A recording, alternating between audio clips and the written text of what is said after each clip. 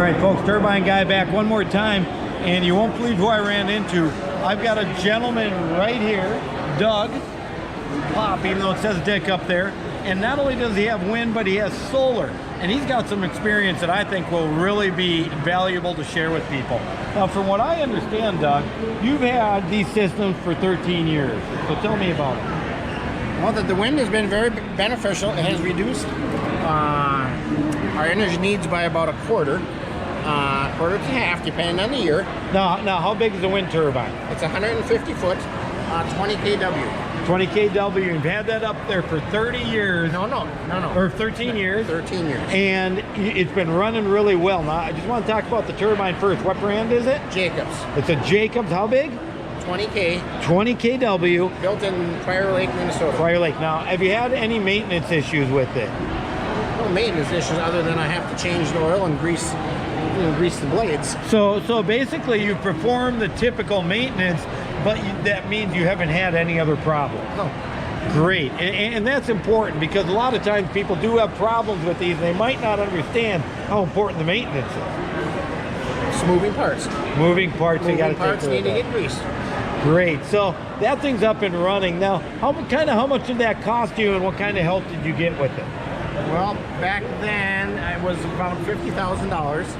I received 12,379 foot grant at that time, and a 20,000 grant from Minnesota Power, who's buying back our energy.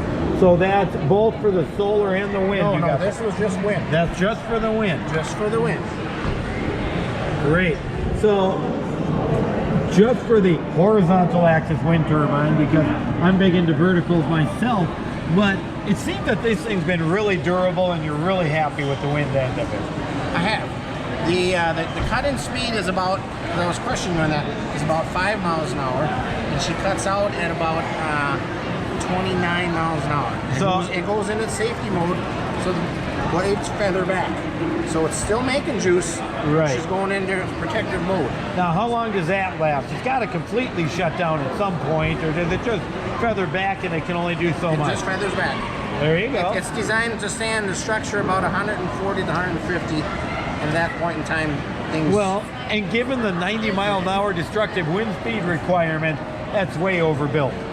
Well, yes. I mean, our tower is an older tower. It's not hinged. It's bolted.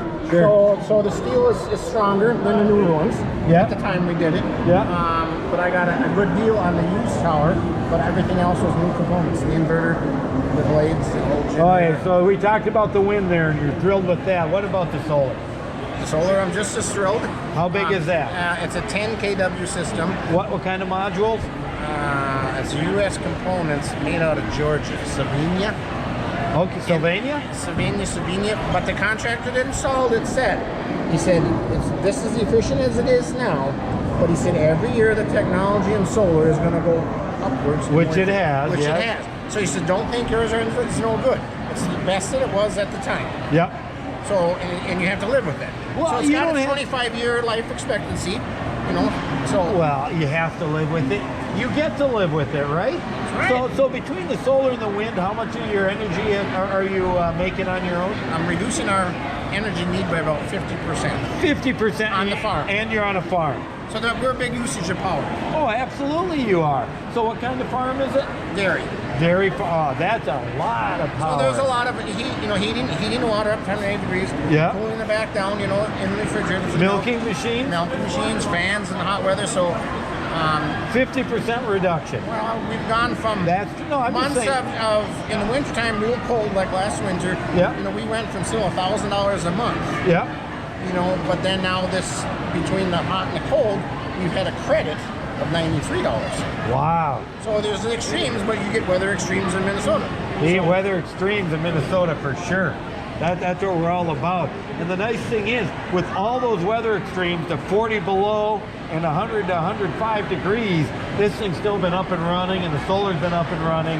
You haven't had much of a power. Now, my last question for you is weather. Okay, have you had any big hailstorms come through? No. On the solar panels, I insured the panels, not the gridding underneath the metal. It will handle about golf-sized hail. Yep. So in other words, the epoxy or the finish between each company is what determines the selling point between solar, in my opinion. Sure, you know, and I've got some on my house, and I did have bigger and golf ball size come down, and I never had a chip come on in one module. So that stuff is made tough and strong, and that's why I asked.